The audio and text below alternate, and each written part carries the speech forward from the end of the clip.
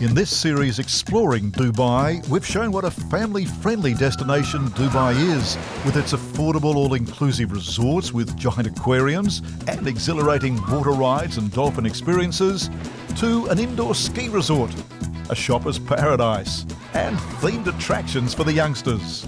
Not to mention the desert, with its camel rides, dune bashing, falconers and belly dancers.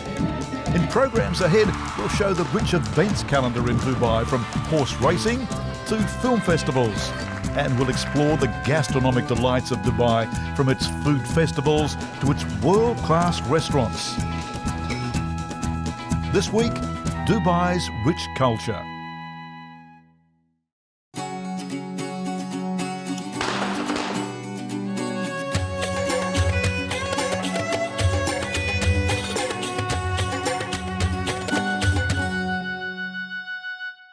There's a rich and traditional Emirati culture here in Dubai, and while the city has grown rapidly in the past 30 years, the city remains proud of its rich history and culture. Hello, I'm Greg Grainger. Welcome to this special edition of My Dubai as we feature the culture of this beautiful city. How are you? And with so many expats now calling Dubai home, we're also going to explore local cultural centres that have been established to help visitors gain a better understanding of its heritage and traditions. Hello, I'm Kate Fitzsimons, and coming up, we'll see how Dubai's traditional Emirati culture is thriving in one of the most harmonious, multicultural cities in the world.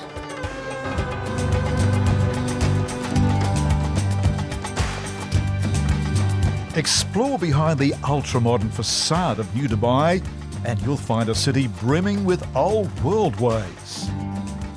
Take the abras that scurry across Dubai Creek, laden with workers and visitors. These wooden Arabic boats have traversed these waters for decades and offer an authentic entree to the many markets on the other side, the spice and gold souks that we're about to explore. Then there's the time-honoured passion for smoking hookahs, or shishas as they're known here in Dubai. It's a form of relaxation that is still extremely popular in terraces and marketplaces. Out in the Arabian desert, memories of the Bedouin nomads are still very much alive, while a centre for culture ensures that locals and visitors alike are reminded of Dubai's rich traditions. Ahead, we'll observe a Muslim service in a mosque. Learn how pearls have played such an integral role in Dubai's economy. Watch the ancient art of calligraphy and dress the Arabian way. A kandura for me and a abaya for Kate. All ahead as we take in the rich culture of My Dubai.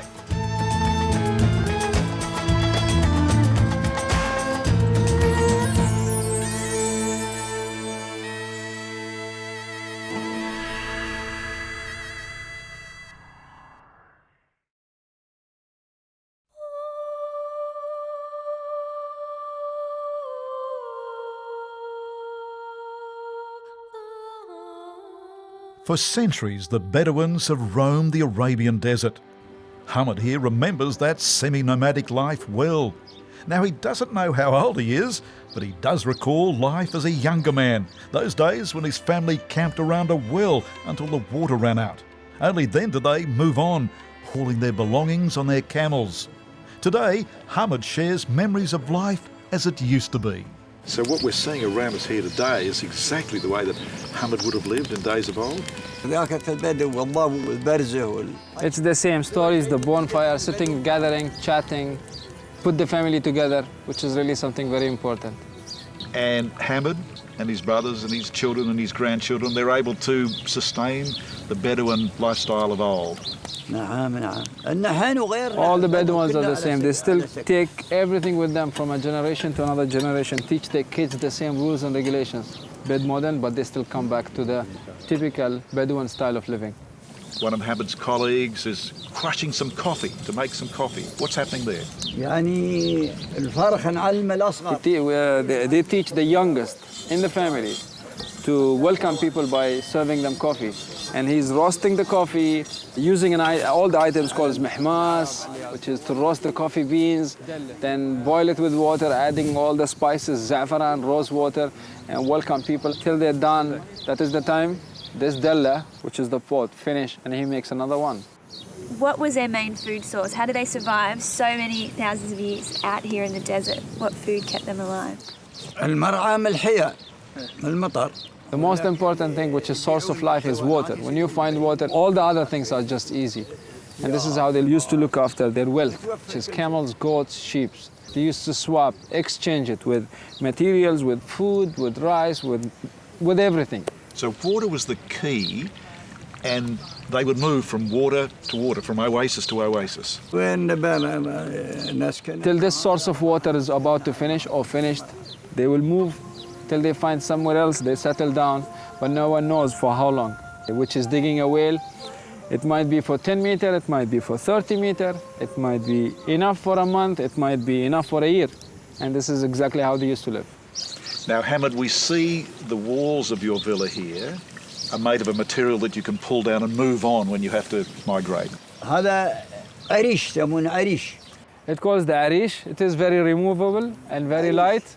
They can take it, you can roll it, and you can move, settle down, put it again. And it is, by the way, made of palm trees, palm leaves. Now, what about philosophies? What is the philosophy of Bedouins? والله عندهم البداوة عندهم الأمان. What is the most important thing for them is the love of this country and the love of their families. That is the most important thing for them.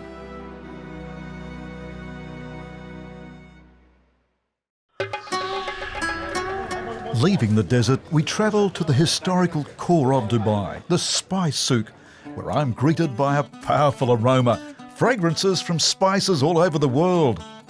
Store owner Youssef Shapira tells me the locals love to buy from him to spice up their Arabic food.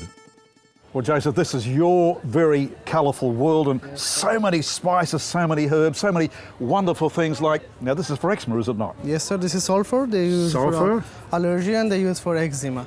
Okay. This is the hibiscus. Yes. This is very delicious. You can put in the hot water with mint and with rose flower. Well, so let's do that. You've got some hot water here. Yeah. We can take something like, what, the hibiscus here? Yeah. And 2 and 3 pieces of the rose flower. Drop some rose flowers too. Yeah. A little bit of the And drop some mint. White mint, yeah. Okay. Do you need to mix that? Nothing. Just you can have one cinnamon and you can mix it by yourself.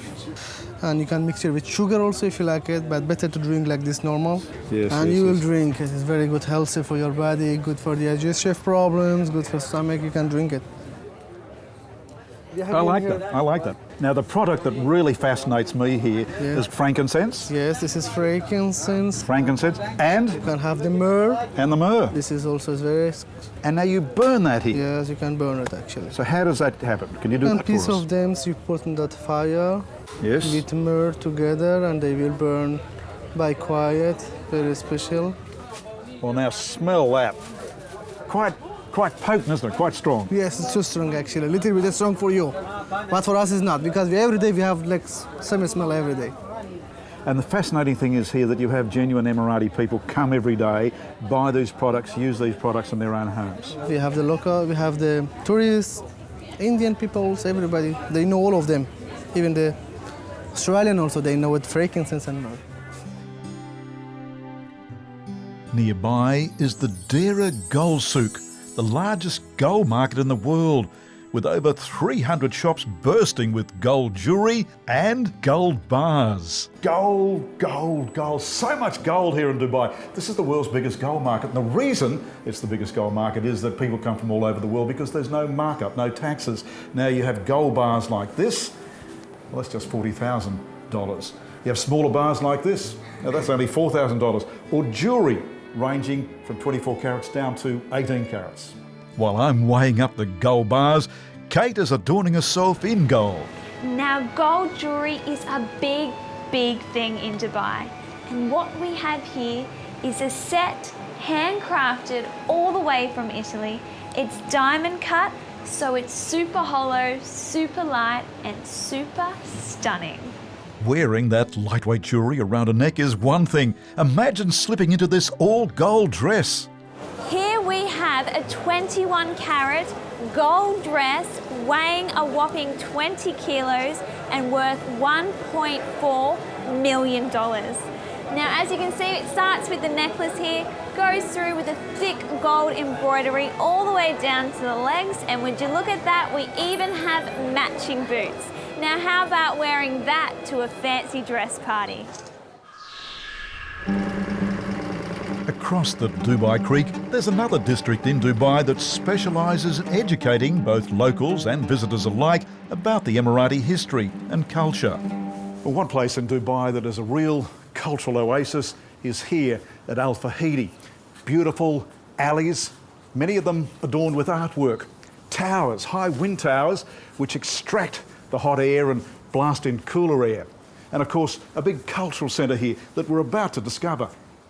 Kate and I are exploring Al Fahidi's historic streets, where the city's first wealthy immigrants built their grand coral-clad houses, renowned for their tall, majestic wind towers. Now, these wind towers are ingenious in that they provide a perfect cooling system that's still appreciated today.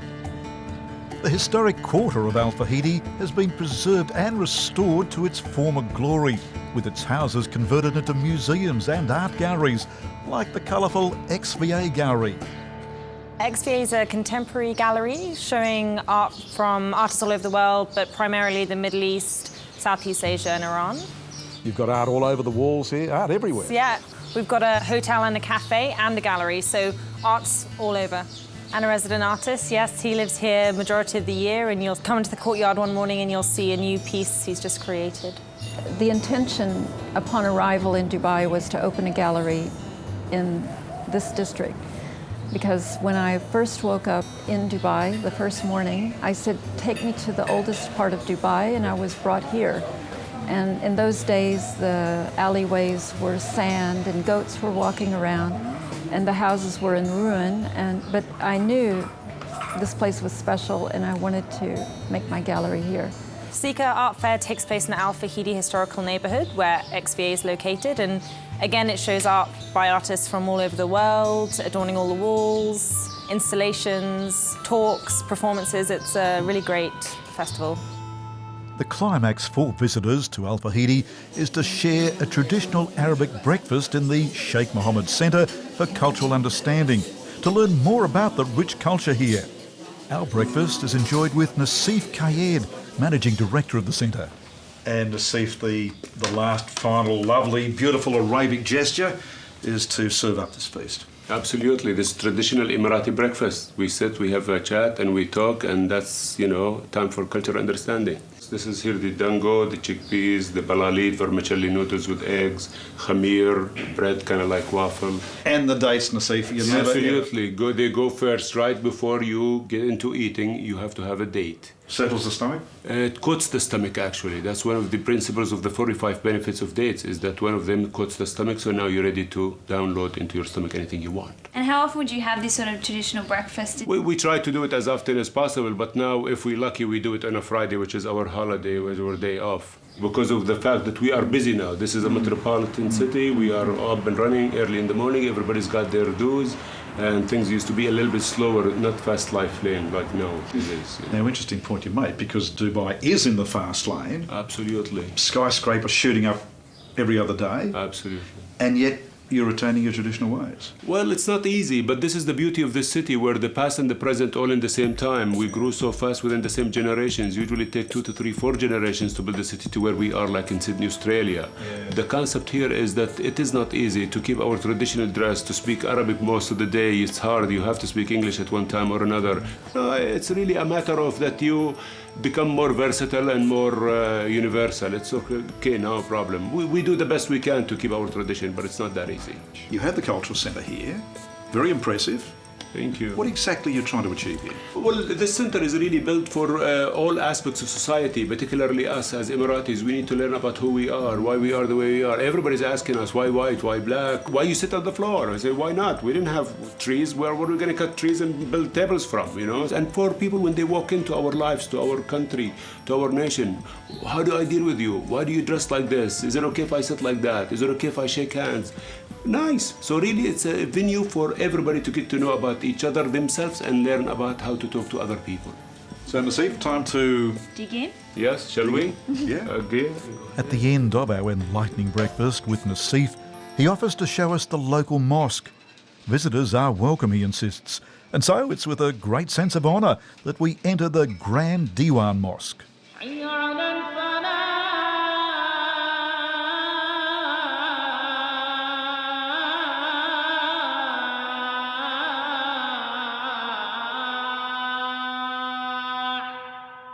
The call to the prayer is really the reminder for the people to now take the time and come to worship the Lord. You come and you line up next to each other, people from all walks of life, and they call upon the Lord to ask, strengthen them, forgive them, and if all good, you just be thankful. Well, Nassif, I understand this is very, very special privilege to be allowed in here, a rare honour. You're quite welcome. Actually, we always say to the people that to be a Muslim or not a Muslim, nobody could tell if you are a Muslim or not by just looking at you. Look, Islam is a religion of peace. Assalamu alaikum, peace be upon you, regardless who you are, where you come from, what nationality you are. I honor you, I accept you as is. There is no reason for you to change, so far I can accept you.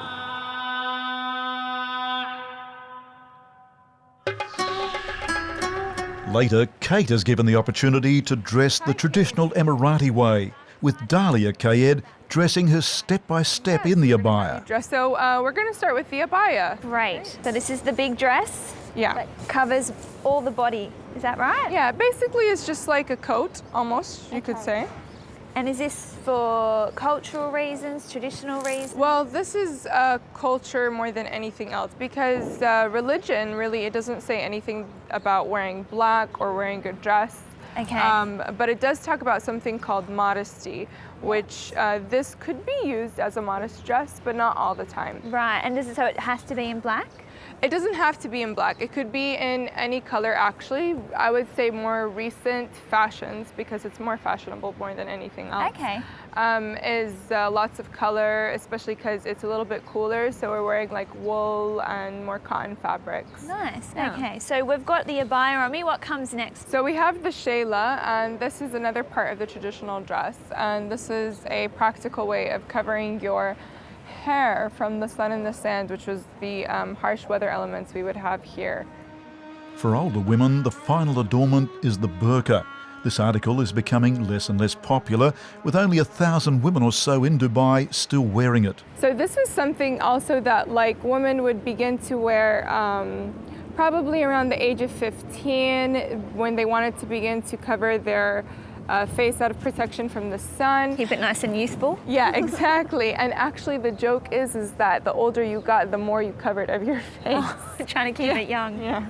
Wow. So it just was a beauty product more than anything else. So this is it, I'm in a traditional Emirati dress. Yep, but looks perfect on you. You look Emirati. Yes, I feel very much fitting in with the culture now. Thank you so much. Thank you Dahlia. so much for coming. You. Thank you. With Kate now attired the Emirati way, it stands to reason that I dress in the traditional male version, known here in Dubai as the kandura or the dish dash to some. We've come to the Al Thorb Al Watini fitters in the Arabian Centre with Faisal Nasser, our tailor. This is your shop, an Arabian shop that specialises in kandurs. Yeah, it's called in English it's called dish dash, in Arabic it's called kandura. We are specialized in that. We are taking the measurement according to the customer willingness, what fabric he wants, what style he wants, because it's different type of designs, it's different type of quality of fabric. If you want in color, we'll show you in color. If you want in white, we'll show you in white. Thick fabric, medium or thin fabric, whatever your choice, whatever customer also coming in the shop and wants. Beautiful. Well, that's the one I'm going to go for. What's the name of this one? This is Iza. Shikibu. Iza. Yeah. Shikibu.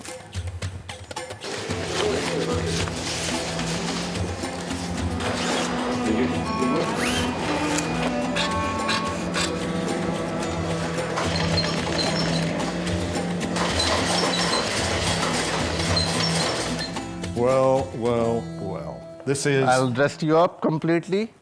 So you have to wear now. It's according to your measurement. Here we go. Now you've taken just over 2 hours to make this. Yeah. Beautiful soft material. And they love to wear white color. these threads here, what do you call this? This is, in English, it's called milson. In Arabic, it's called tarbush. Now I'm going to put this cap for you. Skull cap. And after that, you're going to wear the gatra. Ratra. Yeah. Okay. There goes the ratra. And then you're going to put agal. And the agal. Now you become a traditional Emirati person. Look at that. One cultural tradition that is becoming a rare skill is the art of calligraphy. Amir Hussain Gulshani of the Golden Pen is a master artist, whittling his calligraphy tools before embarking on the very precise skill of creating these masterpieces. So Amir, what are you crafting here? What's happening here? Now I am cutting one bamboo to make a tool for Arabic calligraphy. I would like to use the handmade ink. This is very beautiful color and it makes very nice texture. Now I will write it one word. The word is name of this city, Dubai. In Arabic, classic calligraphy, I show you. Calligraphy is not only practice. Something is from soil, from inside, from the mind, from the peaceful. Some people, they working 50 years, still they say we are a student. This is lifetime to come the artist. If you say for good handwriting, maybe you can come in the 1 year, 2 years. But for professional artists in this field, it takes life. So when you love something, you have patience for them. I love calligraphy. One work of art that Amir is justly proud of is the fine engraving on this shell, the first 50 pages of the Quran. Yeah, this is the masterpiece. Now, this took you 1 year to carve. All is hand engraved. I made this masterpiece without lens, without microscope. Wow. I have some idea for future. If I sell this piece, I will sell to museum. With that money, I want to make it one school to teach the talented children. This is my wish, my dream. A final gesture of goodwill from Amir. Well, what a generous man Amir is. Now, we finished the interview and he said to me, he said, can I engrave something, a bit of jewellery? I said, well, I only have my iPad. And so he's engraving it, my name in Arabic. Thanks, Amir. Thank you. Welcome.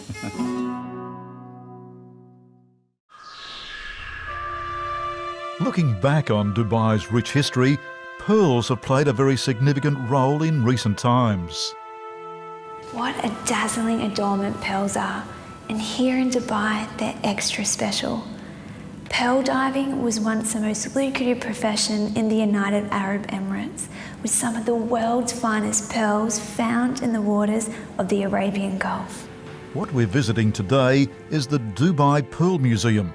As well as displaying magnificent jewellery, the museum also celebrates the lives of the divers and sailors.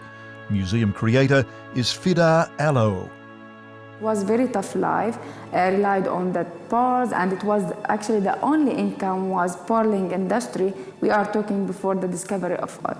If they will go for diving by 100 or 120 people, it will not be guaranteed to come back with the same number of people. So that's why it was a very, very risky job at that time, and with a very, let's say, simple tool that they used at that time. The collection here was donated by one person who was the founder of National Bank of Dubai. He is coming from a family or traders, and he inherited the whole collection. It's priceless. We didn't value it because, you know, we have like 55 kilos. And it depends on the clarity, on the size, and we have so many different ways to value these pearls, you know. So we say it's priceless. Now, we hear that the pearls from around Dubai are the finest in the world. Is that right? Yeah, because we have two types, one of salt water and the other one of the fresh water. And we have like shallow water and warm water.